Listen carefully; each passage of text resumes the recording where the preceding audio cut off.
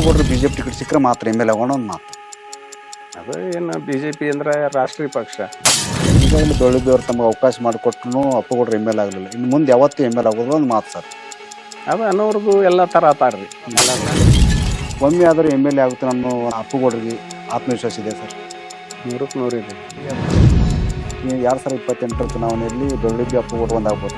ಈ ರಾಜಕೀಯದಲ್ಲಿ ಏನು ಯಾರು ಮಿತ್ರರಲ್ಲ, ಯಾರು ಶತ್ರು ಅಲ್ಲ. ಬೆಳಗ್ಗೆ ಅವ್ರು ತಮ್ಮ ಸಹಕಾರ ಕೇಳಿದ್ರೆ ಕೊಡ್ಬೋದು ಅಂತ.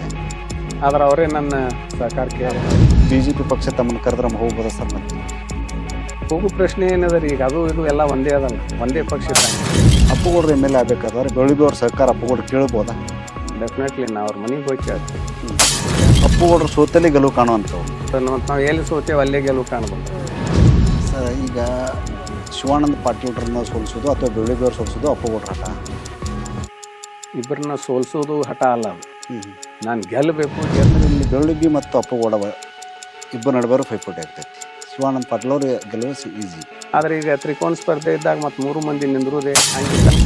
ಈಗ ನೋಡೋಕೆ ನಿಂತ್ರೆ ಸರ್, ಶಿವಾನಂದ ಪಾಟೀಲ್ ಯಾರು ಎದುರಾಳಿಲ್ಲ ಅನ್ನೋಂಥ ಮಾತು ಕೇಳಿ ಬರ್ತದೆ. ಅಪ್ಪುಗೌಡರಲ್ಲಿ ಬೆಳಗ್ಗೆಯವರಲ್ಲಿ ಶಿವಾನಂದ ಪಾಟೀಲ್ಗಳು ಎದುರಾಳಿ ಆಗಿಲ್ಲ. ಎದುರಾಳಿಗಳು ಇಲ್ಲಂದ್ರೆ ಅವರು ಯಾವತ್ತೂ ಏನೋ ಘೋಷಣೆ ಮಾಡ್ಕೊಂಡು ನಾ ಬಂದ ಮೇಲೆ ಕ್ಷೇತ್ರ ಅಭಿವೃದ್ಧಿ ಆಯಿತು. ಜನ ಅಧಿಕಾರ ಕೊಟ್ಟರು, ಅಧಿಕಾರ ಕೊಟ್ಟಿನ ಮಾಡಬೇಕಲ್ಲ, ಅಭಿವೃದ್ಧಿ ಮಾಡ. ಅಪ್ಪುಗೌಡರು MLA ಆಗೋದು ಯಾವಾಗ? ಎಲೆಕ್ಷನ್ ಬಂದಾಗ. ಯಾರು ಕೋಲಾರ ಸೇತುವೆ ನಿರ್ಮಾಣ ಮಾಡೋ ಸಂದರ್ಭದಲ್ಲಿ ಮನುಗಳಿಗೌಡರು ವಿರೋಧ ಮಾಡಿದರು. ವಿರೋಧ ಏನಿಲ್ಲ. ಅವಾಗೇನದ ಗೌರ್ಮೆಂಟಕ್ಕೆ ಇವರು ಅನುಕೂಲ ಆಗಲಿ ಅನ್ನೋ ದೃಷ್ಟಿ ಇಟ್ಟುಕೊಂಡು ಬಸವನ ಬಾಗೇವಾಡಿ ಮತಕ್ಷೇತ್ರ ಕಾಂಗ್ರೆಸ್ ಭದ್ರಕೋಟೆ ಅದನ್ನು BJP ಒಮ್ಮೆ ಸ್ವಾಧೀನಪಡಿಸ್ಕೊಂಡೈತಿ. JDSಕ್ಕೆ ಆಗತ್ತಾ ಇಲ್ಲ. ಈ ಸಲ ಮಾಡಿ ತೋರಿಸ್ತೀನಿ.